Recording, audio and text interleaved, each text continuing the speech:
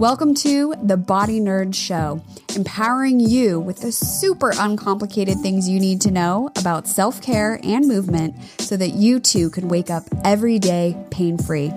I'm your host, Alexandra Ellis, and I'm a coach, writer, former yogi, kettlebell devotee, and 100% body nerd. So, are you ready?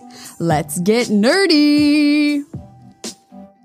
Welcome back. You're listening to episode 12 of the Body Nerd Show.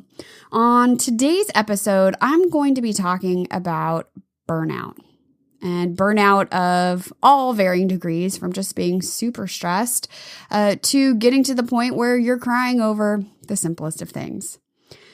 Before we get into that, I think it'll be helpful to frame today's episode with this idea that life is just a series of choices.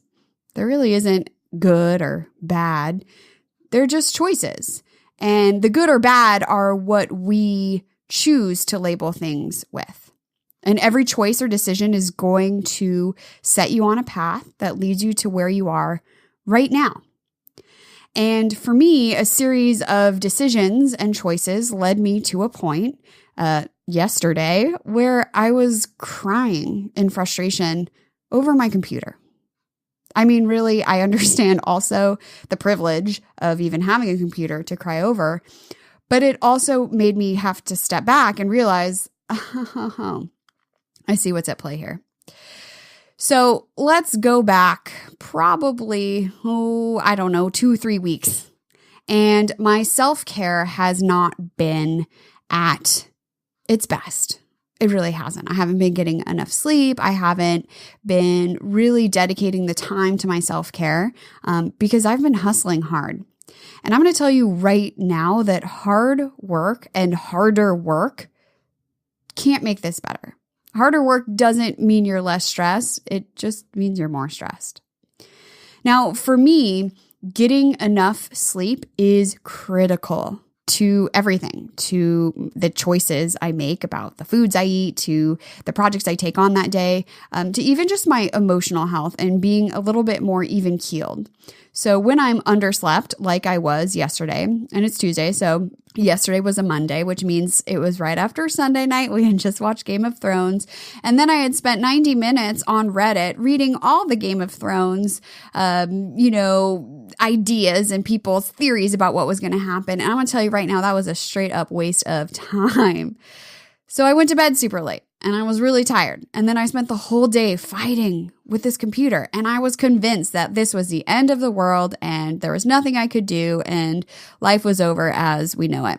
And I get it. I'm being super melodramatic, but perhaps you've had those times where you get super dramatic about something because it feels like this is the biggest deal ever, that this matters so much.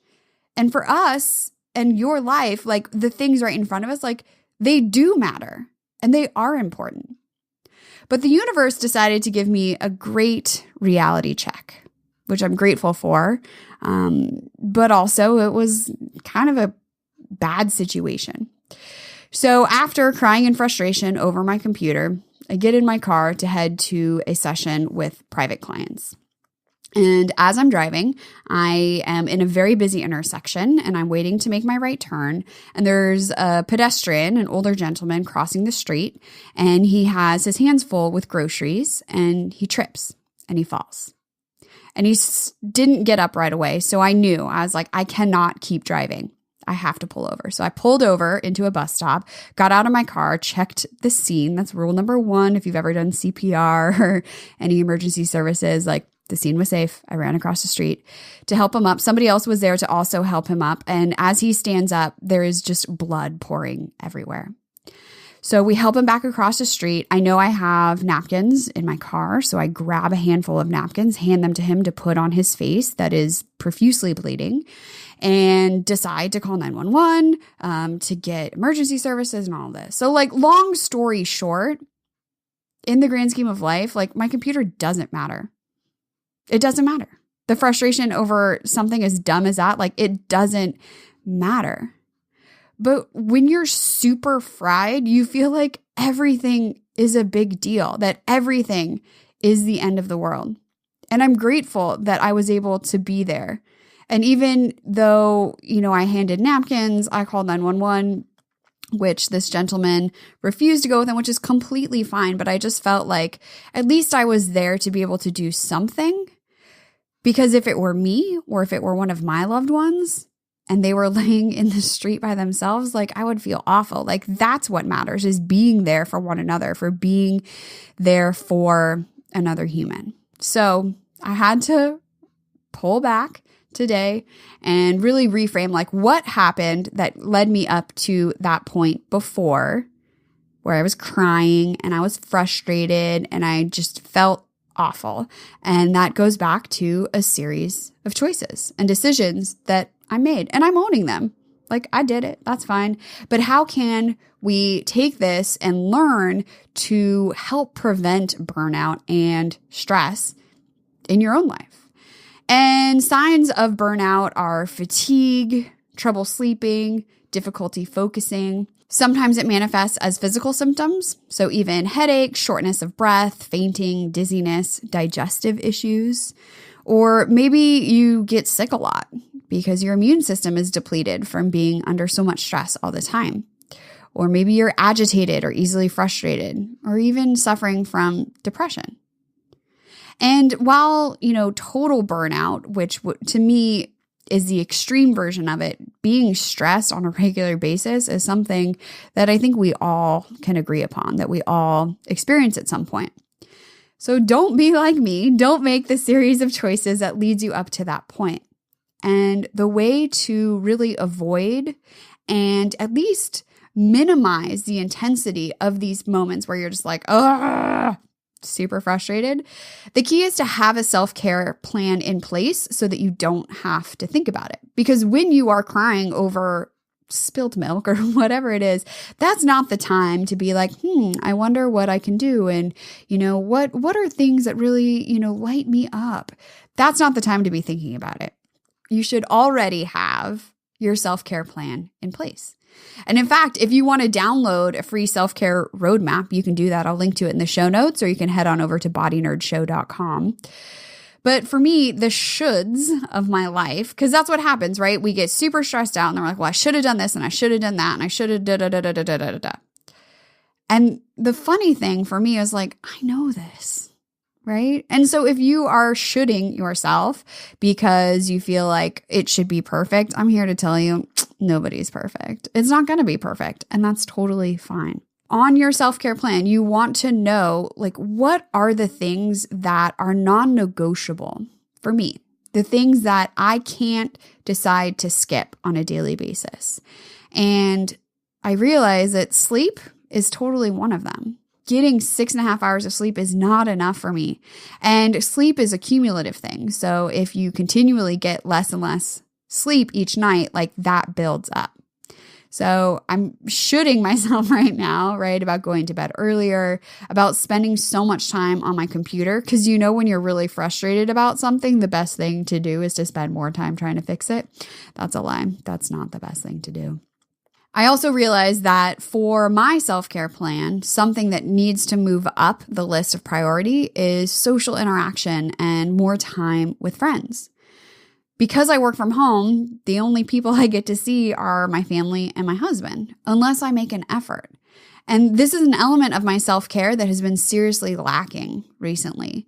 And this was a wake-up call for me that it needs to be more scheduled. And scheduling something doesn't mean that it's less effective or that you're cheating or anything like that. It just means it happens. And, whatever it takes for you to have your self-care plan dialed in, if it is scheduling it in your calendar or putting Post-it notes up or, whatever accountability you have to build in, do it. Because that is worth not having to get to the point where you are so frustrated and toast. Meditation is also another piece of self-care that's always really great for just giving your brain the opportunity to be in the moment and to be in the now. Because when we get tied into these things that are just totally stressing us out and really driving us to that brink of crying over things that don't matter, is usually because we're so tied into the future of what that means. Or maybe it's the past, right? worrying about, oh, well, I did X, Y, and Z, and that's why this is happening, or I just want to do this, and I'm not sure that I can fix it, and I don't think it'll ever be better. Is it always going to be this way? That's where we get super tied in. So meditation and doing things that really pull you back into the now can be super useful for avoiding those high levels of stress and emotional burnout. So having a meditation practice, doing things with friends, family, your dog, kids. Dogs and kids are really great to keep you immediately in the now because that's all that they have. Because the thing is, working harder is not going to fix this. You have to take a break and do something that brings you joy. When you create your self-care plan, I always ask my clients, what things bring you joy? And then you have a list of things that are short or long, that are done in a group or solo. Like you have to have that list of things so that you have it when you need it. You don't want to be, it's like you don't want to be in the river and then like, oh, I wish I brought a paddle. No, you got to have the paddle before you drop yourself into the river. I'm talking like I know anything about riverboating, kayaking. I don't. That was just, being upriver without a paddle sounds like not a good place to be. So for me, what I did today was I took the dog and we went on a hike. And I was going to listen to a podcast, but even that felt like it was too much for my nervous system in that moment. I wanted to just be present. I wanted to just be able to think and just be in the moment. And when you practice self-care on a regular basis, this doesn't mean that you won't still get to that point of exhaustion. It just means once you're there, perhaps you're able to catch it faster, or then you know what comes next, what that next best step is. So Ella and I enjoyed a nice hike. She smelled lots of things. And by the time I was done, not only did I have the idea for this podcast, so my creativity was back, but I felt so much better. Taking breaks are always going to allow you to be more productive, creative, and efficient with your time. This is not something that you can just continually push through. You can't work harder to get out of those feelings of stress and exhaustion and burnout. You have to do something that brings you joy, that gives you space so that you can get back to being yourself. So having that plan in place is really important so that you can be more proactive. And I've talked about that a lot on here, to be really proactive with your self-care rather than reactive. And so yes, today I was reactive, and that's okay because nobody's perfect and nobody's expecting us to be perfect either. So learn from my mistake. Do not get to the point where you too are crying over your slow computer. It's a waste of time, right? Our moment on this earth is so brief. And so to spend it worrying about things that not only we don't have control over, but also in the grand scheme of things like don't really matter, are a waste of time. So figure out what brings you joy, add that to your self-care plan, and do more of that. And that's the key to avoiding burnout and keeping your stress levels at a much more manageable place. So here's to asking better questions of ourselves and the world, moving more, and getting nerdy. If you enjoyed this week's episode, hit that subscribe button so that you'll never miss another one. And if you really liked it, do me a huge favor and leave a review on your favorite podcast platform, or you can share this with a friend, a family member, or the cashier at Trader Joe's, just anyone, and help spread the word that your body is cool and you too can be in control of your pain and your stress levels. We got this, okay? I'll talk to you next week. Life without pain is possible. And if you're ready to break up with all the things that are only giving you temporary relief, I've got just the thing.